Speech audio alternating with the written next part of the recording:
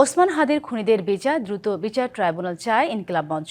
একই সাথে খুনিদের দ্রুত গ্রেপ্তার করতে এফবিআইয়ের মতো পেশাদার গোয়েন্দা সংস্থার সহযোগিতা নেওয়ার দাবি জানানো হয়।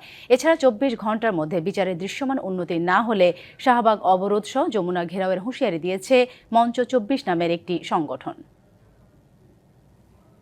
মুখপাত্র ওসমান হাদির জানাজায় দাবি করা 2 দফা পূরণ হয়নি, উল্টো এ বিষয়কে তুচ্ছ তাচ্ছিল্য করেছে স্বরাষ্ট্র মন্ত্রণালয়, এমন দাবি ইনকিলাব মঞ্চের। গোয়েন্দা সংস্থা রাখবার কোনো দরকার নাই। দুপুরে শাহবাগের জরুরি সংবাদ সম্মেলনে সংগঠনের পক্ষ থেকে হুঁশিয়ারি দেওয়া হয়েছে, ঘটনার সঠিক বিচার না হলে সরকারকে ছাড় দেওয়া হবে না। এই সরকার যদি এই বিচার নিশ্চিত না করতে পারে, এই সরকারে থাকবার কোনো দরকার নাই। বাংলাদেশের জনগণ দীর্ঘ 15 মাস ধরে এই সরকারের সকল অন্যায়কে শুধুমাত্র বৈধতা দিয়েছে, যাতে জুলাইয়ের এই বিচারগুলো হয়, যাতে বাংলাদেশের স্বাধীনতা সার্বভৌমত্ব অক্ষুণ্ণ থাকে, যাতে বাংলাদেশের স্থিতিশীলতা বজায় রাখে, যাতে বাংলাদেশে সুষ্ঠু একটা নির্বাচন হয়।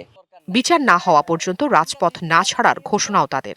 সিভিল মিলিটারি ইন্টেলিজেন্সের মধ্যে ঘাপটি মেরে বসে থাকা আওয়ামী দোসরদেরকে চিহ্নিত করে আপনারা গ্রেফতারের আওতাধীন করেন। মোনালিসা হেভি ফ্লো 15 পিস প্যাকেটের সাথে 8 পিসের একটি প্যাকেট একদম ফ্রি। এছাড়াও মধুর ক্যান্টিনে মঞ্চ 24 এক সংবাদ সম্মেলনে শরীফ ওসমান হাদিকে শহীদ ঘোষণা করে গেজেট প্রকাশ ও খুনিদের গ্রেপ্তারের আলটিমেটাম দেওয়া হয়েছে। আজকের ভিতরে যদি দৃশ্যমান কোনো অগ্রগতি আমরা না দেখি, ইনকিলাব মঞ্চ আজকে যে বিক্ষোভ মিছিল দিয়েছে, তার পরবর্তীতে জুলাইয়ের প্রত্যেকটি অংশীজনকে আমরা সাথে নিয়ে রাস্তায় নেমে যাব ইনশাল্লাহ। অভিযোগ, বর্তমান সরকারের গোয়েন্দা সংস্থার উপর কোনো নিয়ন্ত্রণ নেই, এগুলোর মধ্যে ঘাপটি মেরে আছে ফ্যাসিস্টের দোসররা। আমরা মনে করছি এই সরকার গোয়েন্দা সংস্থার উপর কোনো তাদের নিয়ন্ত্রণ নাই। Afrin Anwar, DBC news, Dhaka.